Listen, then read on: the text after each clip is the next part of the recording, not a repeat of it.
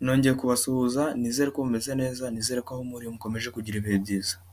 Niba ukoresha WhatsApp, dore ibintu ukwiye kumenya ku muntu ukoresha WhatsApp kugira ngo bibashe kugufasha mu buzima bwa buri munsi mu bintu ukora. Hari ukuntu abantu benshi bakunze gukora amakosa, ugasanga yandikiye message umuntu runaka ariko asanze message ye irimo amakosa. Abenshi bahita bihutira gusiba iyo message iyo abonye ko irimo amakosa, kandi murabizi ko iyo usibye message n'ubundi uwo wayohereje abona ko hari message wasibye. Muri ubwo buryo rero uyu munsi ngiye kukwereka uburyo ki wakemura icyo kibazo, ukirinda kuba wasiba message wohereje umuntu irimo amakosa, ahubwo ngiye kukwereka uburyo bwiza wabikoramo ku buryo umuntu wayohereje atabona ko wigeze usiba message n'imwe, kuko burya iyo wasibye message wohereje umuntu ashobora gutekereza byinshi, ashobora gutekereza mu buryo bumwe cyangwa bwiza cyangwa se ububi. Uyu munsi rero niyo mpamvu ngiye kukwereka uburyo ki wakemura icyo kibazo.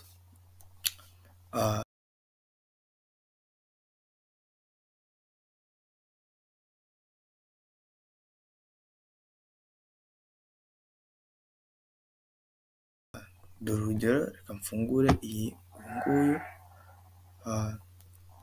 Ni urugero, reka mwandikire message ariko nshyiremo amakosa. Mwandikira ati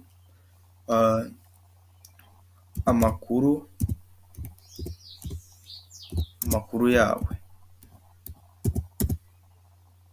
yawe ko tuburanye. Ngiye guhita nshyira amakosa kuri tuburanye, ko hagahita hazaho amakosa.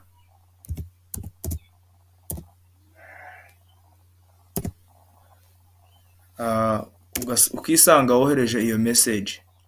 Iyo wisanze wohereje iyo message rero, WhatsApp yashyizeho uburyo ushobora kweditinga iyo message. Ni ukuvuga ngo ntabwo wigera usiba iyo message wari wohereje umuntu, ahubwo urayeditinga, muri make urayihindura.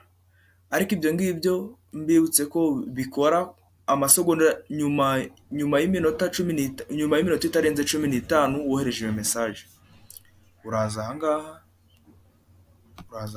kuba ufite telefone ukandaho cyane, noneho hakaza ama options, ukaza kubona hano hari ngo message info, copy, react, forward, pin, star, edit. Uhita hano kuri edit, bahita baguha prompt box ukeditinga message yawe. Ni ukuvuga ngo ukeditinga message urumva nawe ni ukuyihindura, amakosa yararimo ukayakuramo, ushakaho ndetse wakwandika n'indi nshya yewe ikaba ndende, ariko udasibye message wari ugiye kohereza umuntu.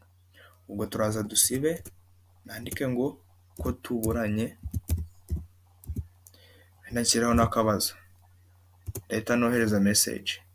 Uri kubona ko message yahise ihinduka. Urabona hano amakuru yawe ko tuburanye. Murabizi ko mbere harimo amakosa.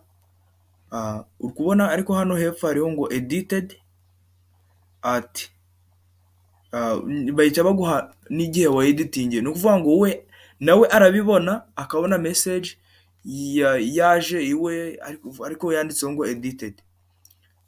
Rero niba wari usanzwe ukora ayo makosa, icyo nagusaba no kugira ngo iyi video usharinge n'abandi benshi, kugira ngo mujye mubasha kumenya amakuru. Buri uko nshyizeho video ujye ubasha kuyimenya mu ba mbere. Niba utarakora subscribe rero kanda subscribe, aho kunzogera naho uyifungure, ukore like, ukore share, ndetse ushyireho na comment y'ibintu wifuza ko nazavugaho utaha. Muri iyi video rero nshuti zanjye, mbasezeranije ko umuntu uri bwandike comment ikintu icyo ari cyo cyose ashaka ko mvugaho, musezeranyije ko ubutaha ariyo video nzashyiraho. Rero mushireho comment, muri acting, kugira ngo tujye dukomeza kubasha kubana mu bintu by'ubutaha. Ushobora kuba ufite ikindi kibazo runaka ku bintu bigendanye n'ikoranabuhanga, icyo ari cyo cyose njye nzagukorera video. Mwakoze kumpa umwanya, kandi mukomeze kugira ibihe byiza. Turi kumwe. Ciao ciao.